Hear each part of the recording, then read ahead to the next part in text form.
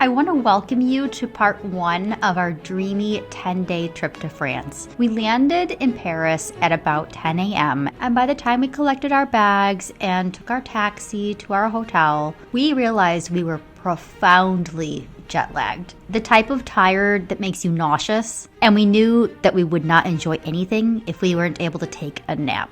Thankfully, our beautiful little boutique hotel had absolutely lovely staff that were able to get us in our room early, so we were indeed able to get a little bit of rest before going to our romantic dinner cruise. The hotel lobby was tiny but so beautifully appointed, and of course you know I love interestingly decorated shelves, which these absolutely were.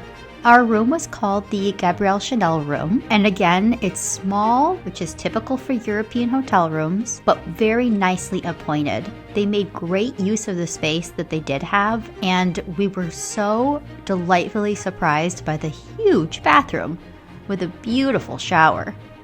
After quickly laying out the necessities, we set our alarms, crawled into bed for a power nap, and then felt much better when we got up to get dressed for dinner. We did take a taxi. We were still really tired and didn't know the metro system yet, and we didn't want to get ourselves into trouble, especially wearing really nice clothes, so a taxi was the perfect option for us.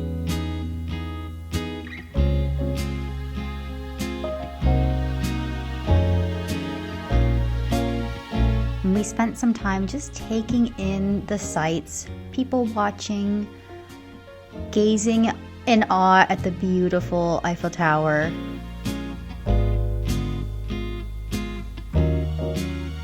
And even though we're terrible at it, we did grab a selfie. Did you actually sit and enjoy in the moment, or did you just take photos? Right. If you didn't catch my packing video, I did share there that this is our 15-year wedding anniversary, and so we were splashing out a little on ourselves on this trip, and we were really excited to try Alain Ducasse's food, and we were not disappointed. It's beautiful. I'm just not good at capturing the way it looks. It's really important to me to not be that person that ruins someone else's experience with filming or talking or getting in their way. So sometimes that means I just didn't get as much footage as I may have wanted. But hopefully I've been able to capture enough of our experience to share it with you in a meaningful way.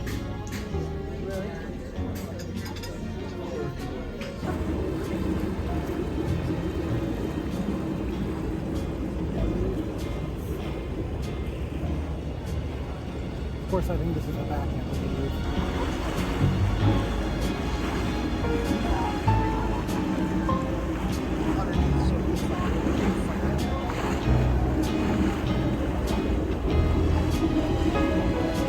I think this is one of the coolest experiences I've ever had. Oh, there it is. There she is. Wow. Just the way I always wanted. 더 바랄 것도 없어. 지금 이대로면 좋아.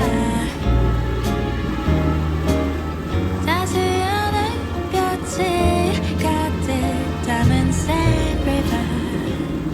The bluebirds peaceful to sing along. That I love you.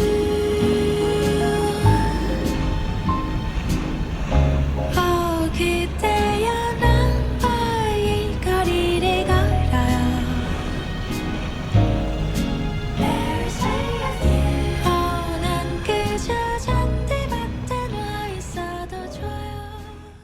Day 2 started early because we needed to meet up with our walking tour group in Montmartre at 10:30. Bless the lovely woman who had patience with us at the patisserie across the street as we bumbled through our first coffee order in Paris. She helped us get caffeinated and was so nice to us.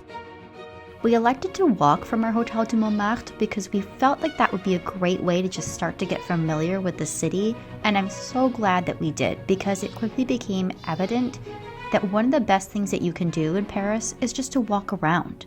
I did occasionally have trouble with the way that the lights showed up on film. Sometimes that means I'll just switch to a still photo.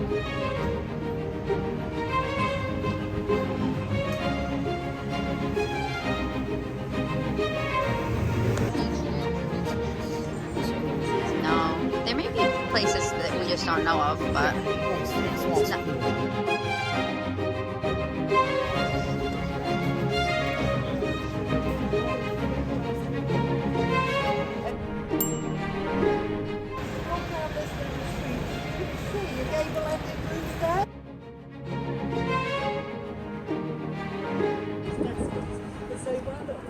Faded and threadbare, and then he decided he was going to eat the bare minimum, and they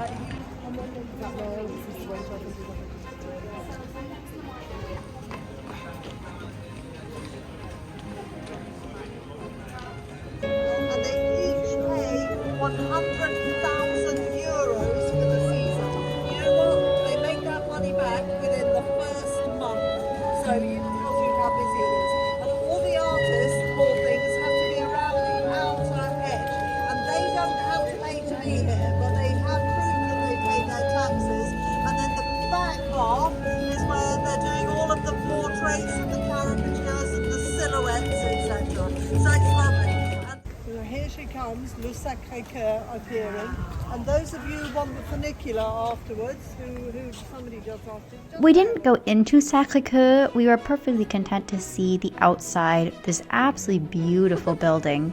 And for me, Amélie is my favorite movie, so I was just delighted to see this area. And we're gonna stop by another famous Amélie spot on our way to the Moulin Rouge. But first, we needed lunch. Our guide actually lives in Montmartre, and she sent us to a place called Paris Porto for what she called the best croque monsieur you'll ever have. And she was correct. So we just enjoyed our meal, and then we went on to see the two windmills.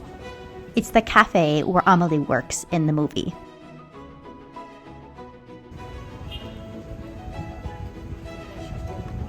Yes. We then went on to see the Moulin Rouge, which I personally could take or leave, but my sister loves the movie and I wanted to get her something from the gift shop there, and I did in fact find her a beautiful little jewelry tray, so I'm really excited to give that to her. Here's where we ran into our first disappointment. We wanted to see Sainte-Chapelle, but I didn't realize it was ticketed and it was full for the day, so we missed out on that. Instead, we decided to go see Notre Dame, and she was absolutely gorgeous. Sometimes I think I'm filming and I'm not. I'm not.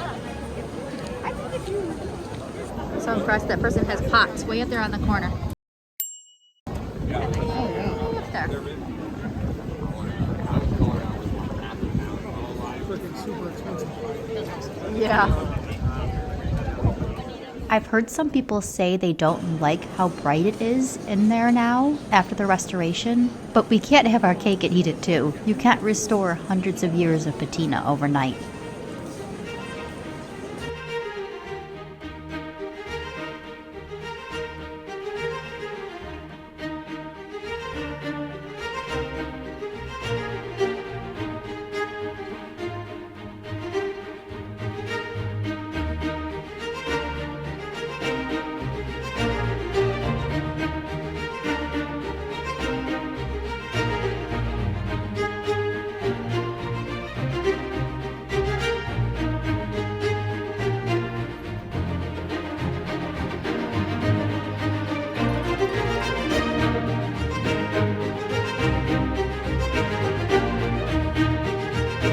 Our next stop was the Pantheon, which was our second big disappointment.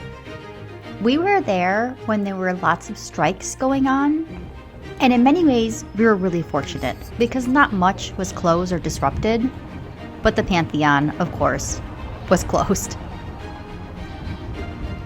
So we just enjoyed looking at the outside and marveling at this incredible courtyard.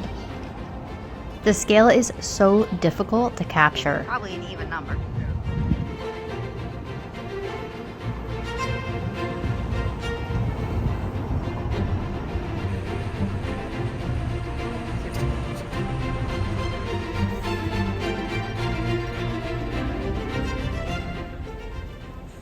The Medici fountain was on both of our must-see lists, so we headed over to the Luxembourg Gardens next.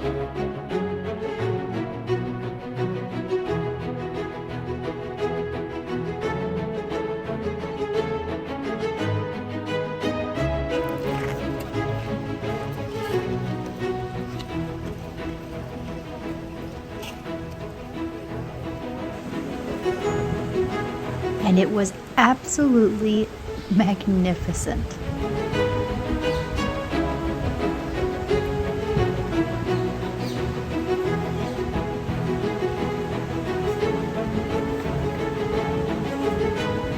Not only was the fountain itself incredible, but the brilliant way that they framed it with these huge living swags of English ivy, it's just phenomenal. What a brilliant way to use something so inexpensive and easy to maintain.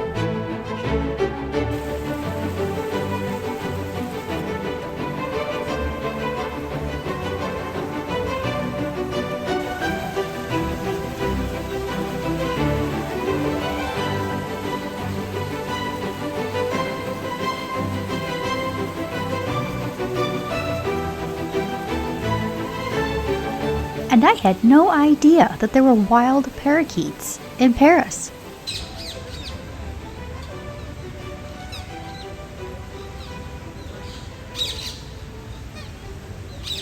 Another must-see for both of us was the famous Shakespeare & Company English bookstore. No filming allowed in there, but I did get myself a stamp on a book that I purchased.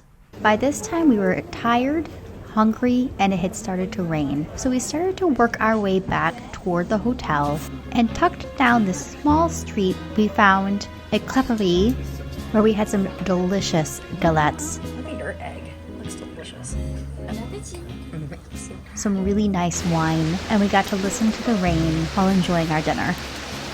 On the way home, we ducked into a bakery to pick up some dessert, and something absolutely crazy happened that is going to require its own video, so stay tuned to hear about that. We are more than ready to wind down for the night, so we got comfy and went to bed early so we could enjoy our final day in Paris tomorrow.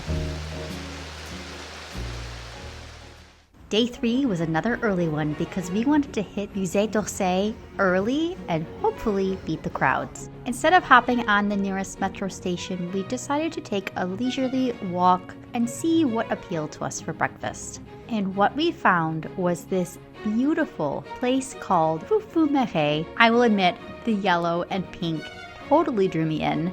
We started out with these gorgeous cappuccinos, and then I was presented with the prettiest breakfast I have ever seen. Pancakes with a chocolate glaze, sprinkled with granola, strawberries, red currants, and strawberry whipped cream. Absolutely divine. Hunger well sated, we hopped on the metro and made it in good time to Musée d'Orsay, which absolutely exceeded all my expectations for how gorgeous this former train station is. This museum blew me away. We wanted to start with Renoir and Monet and the other Impressionists, so we went straight upstairs where we discovered the rooftop viewing area, which offers a gorgeous view of Paris. And it was really fun to see Sacré-Cœur in the distance that we had been at yesterday. Yeah, look, there's all that you see underneath it. After that, we went back in and fought through the crowds to see some of the stunning works of art that this museum has on exhibit.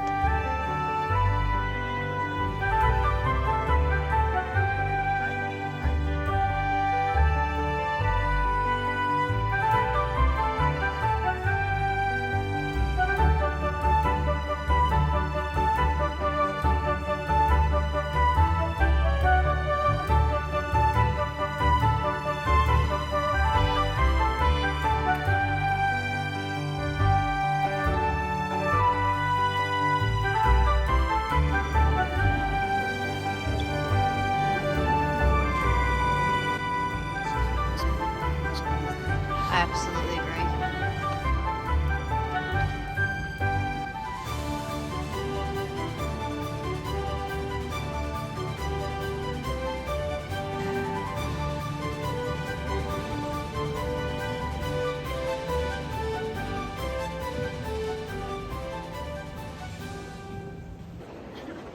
Is nature revealing herself to science on the first floor? I think it's in the grand gallery, the main gallery, yeah.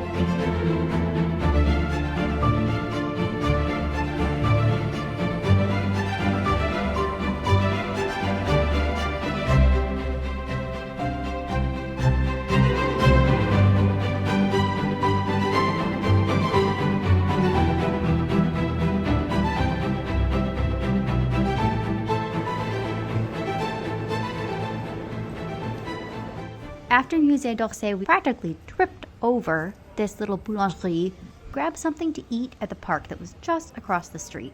Let me see that croque monsieur. Let's see that thing. Look at that. Wow.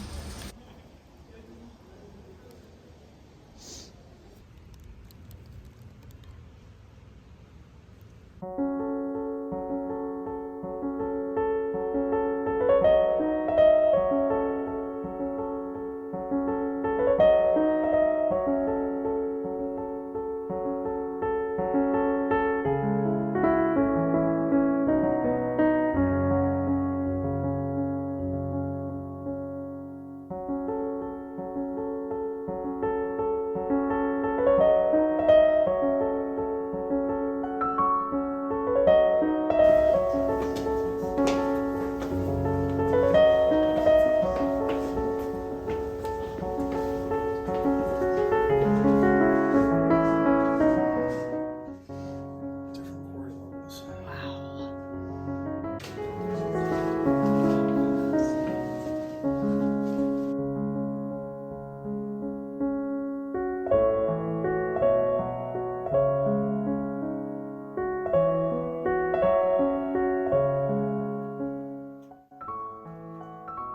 That's absolutely shocking amount of bodies.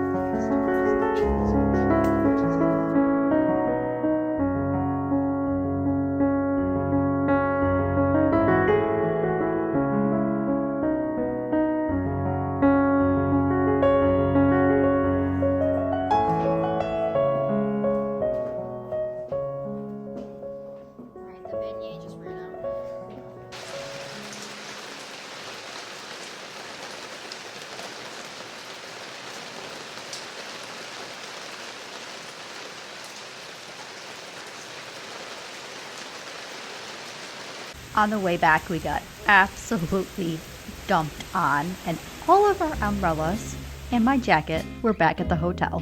It's okay, we made it home in one piece. And I snuck into the breakfast room here real quick to get you all a shot of how beautiful this room looks. I love the white peacock.